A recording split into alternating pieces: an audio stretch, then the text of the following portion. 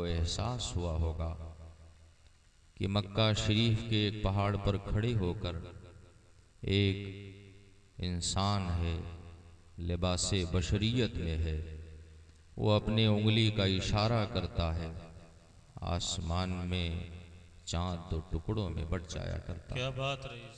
मकाम सहबा में अपनी उंगली पाक का इशारा करता है तो डूबा हुआ सूरज उल्टे कदम वापस आ जाता। सुभान अल्लाह, सुभान। मकाम हुदैबिया में एक पानी के मशकीज़े में मुख्तसर से पानी में अपनी उंगलियों को रखता है तो फिर वहाँ पर पानी का चश्मे सैयाल जारी हो जाता है। मकाम बद्र में खजूर के सूखे तने को हाथ लगाता है तो फिर वो खजूर का सूखा तना सैफे काते और काटने वाली तलवार बन जाता है।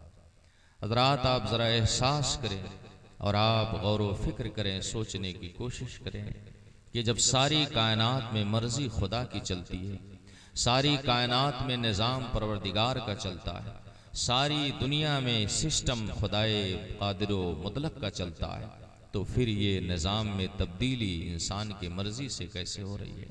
हज़रात, जब सूरज का निकलना और डूबना ये अल्लाह की मर्जी से है तो फिर किसी की उंगली का इशारा पा करके डूबा हुआ सूरज पलट कैसे आता है। चांद आसमान में जब अल्लाह की मर्जी और मशीयत से चमकता और दमकता है तो फिर किसी इंसान की उंगली का इशारा पा करके दो हिस्सों में बट कैसे जाता है। आप जरा एहसास तो करें, एक मुख्तसर से पानी से मुश्किल से एक आध इंसान सैराब हो सकते हैं, मगर उसी मुख्तसर से पानी में किसी का हाथ जब पड़ जाता है तो वो पानी कई सौ लोगों के लिए काफी हो जाया करता है। एक मर्द कलंदर बगदाद मुअल्ला की सरजमीन पर खड़े होकर के एक कब्र को ठोकर मार के कुम बिइज़्निल्लाह कहता है। हज़रात, उस कब्र का मुर्दा ला इलाहा इल्लल्लाह पढ़ते हुए अब जिंदा हो जाता है, अपनी कब्र से उठ करके खड़ा हो जाता है। आप जरा एहसास तो करें, एक शख्स अपने बंद मुट्ठी में कंकरियां लेकर के आता है और पूछने वाले से पूछता है, कहता है मेरी मुट्ठी में है क्या, जरा बताओ तो सही। हज़रात, सामने मौजूद इंसान है, वो इशारा करता है और फिर खामोश और बेजबान कंकरियों को कुव्वते गोयाई मिल जाती है, ला इलाहा इल्लल्लाह का कलमा पढ़ने लगती है।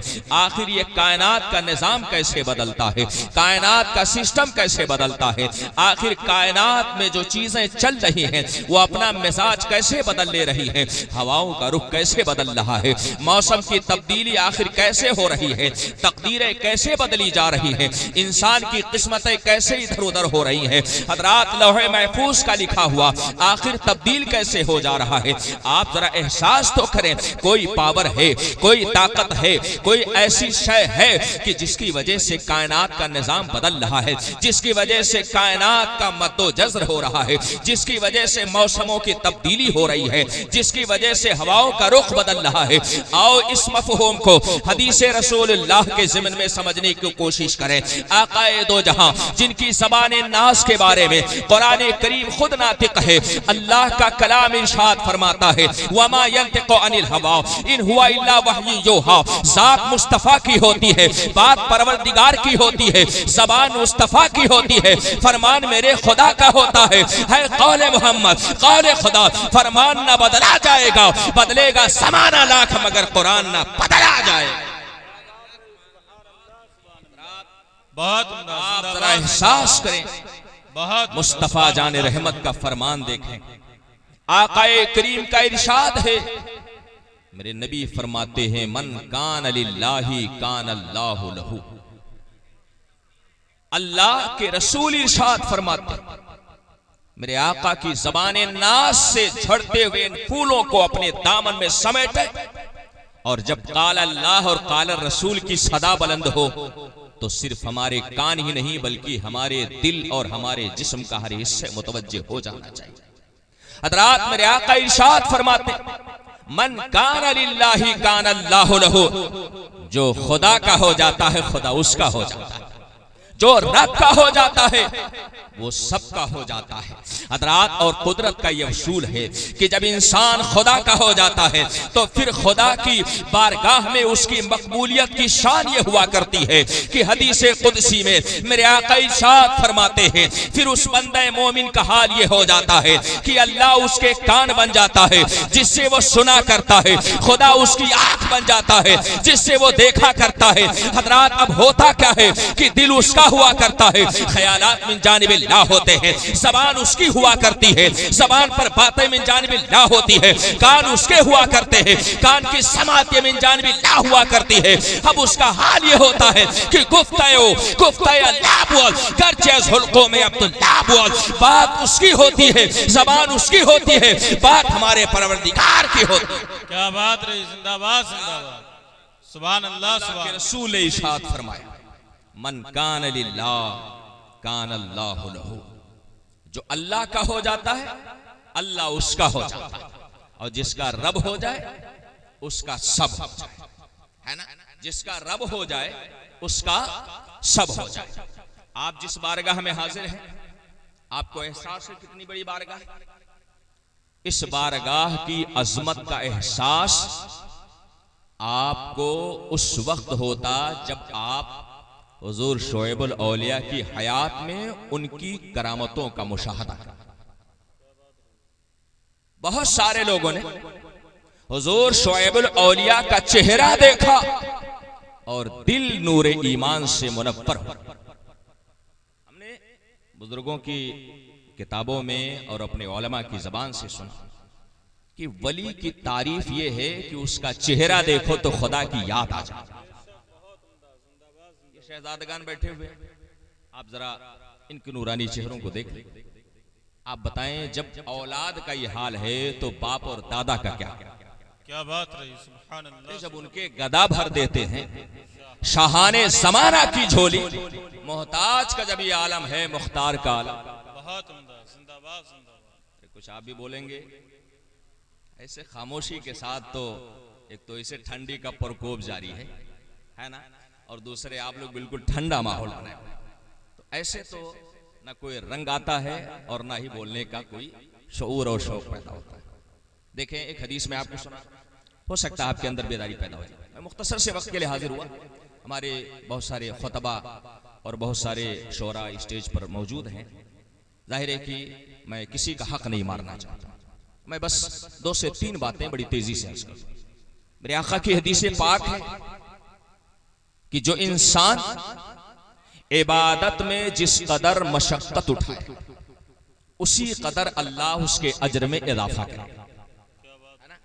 एक हदीस पाक सुन ले, मेरे आका इरशाद फरमाते हैं कि इंसान अगर ठंडी के मौसम ठंडे पानी से वजू बनाए, आजकल तो हम गर्मी में भी नहा करके और वजू बना के मस्जिद जाना गवारा नहीं करते, मगर आप जरा से सोचें कि जैसा अमल वैसे अल्लाह की तरफ से अजर।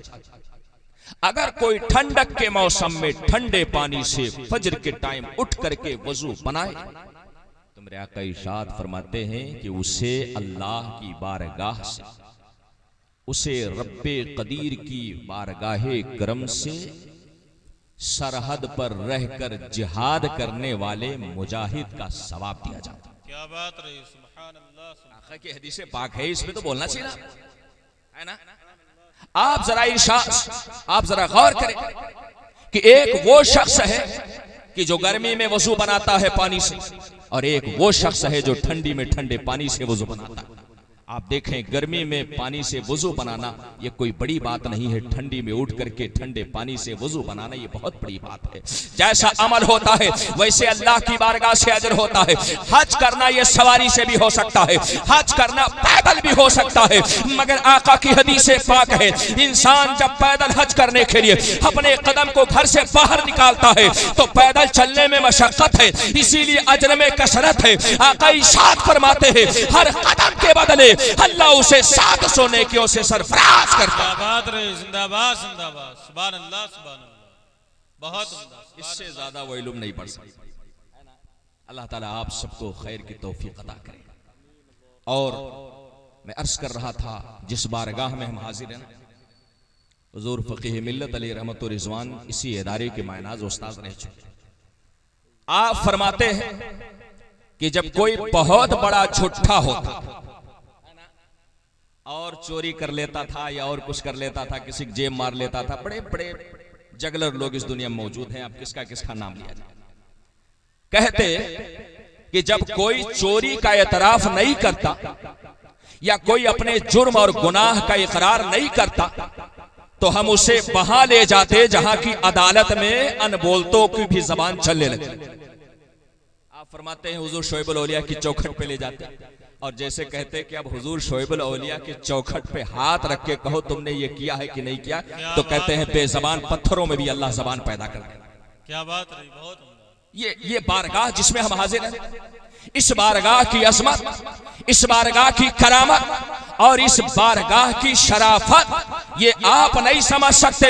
इस बारगाह में हुजूर शेखुल उलमा तशरीफ लाए, उन्होंने शोएबुल औलिया का मकाम समझा। हुजूर फ़क़ीह मिल्लत तशरीफ लाए, उन्होंने शोएबुल औलिया का मकाम समझा। हजरत अल्लामा आज़मी साहब आए, उन्होंने शोएबुल औलिया का मकाम समझा। ख्वाजा इल्म फन आए, उन्होंने शोएबुल औलिया का मकाम समझा।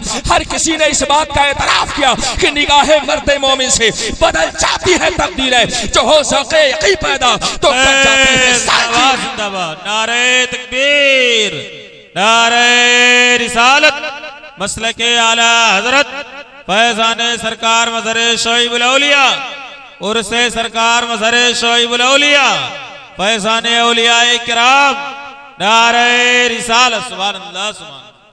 हजरात, नेपाल से एक शख्स हुजूर शोएबुल औलिया का नाम सुन करके, किसी ने कहा कि बहुत बीमार हो, दवा करा रहे हो, परेशान हो, तो जाओ एक तो बाबा रहते हैं बराऊं शरीफ में, उनकी बारगाह में चले जाओ। उनकी निगाह अगर उठ गई तो लाइलाज बीमारियों से भी अल्लाह तुम्हें शिफा अता कर दे। नेपाल का रहने वाला वो शख्स आया और हुजूर शोएबुल औलिया की बारगाह में हाजिर हुआ। कहा हुजूर बड़ा नाम सुने। कहा अच्छा बताओ आए किस लिए? कहा हुजूर एक ऐसी बीमारी है कि बड़े बड़े डॉक्टरों को दिखाया, बड़े बड़े तबीबों को दिखाया, हकीमों को दिखाया, मगर हर किसी ने रिजेक्ट कर दिया कि अब इस बीमारी का कोई इलाज है। कहने लगा हुजूर कुछ कर दीजिए। तो हुजूर शोएबुल औलिया भी जाहिर सी बात है कि पढ़े लिखे और अल्लाह के वली थे, आरिफ बिल्लाह थे। आप फरमाते कि भाई हम तो कोई डॉक्टर नहीं,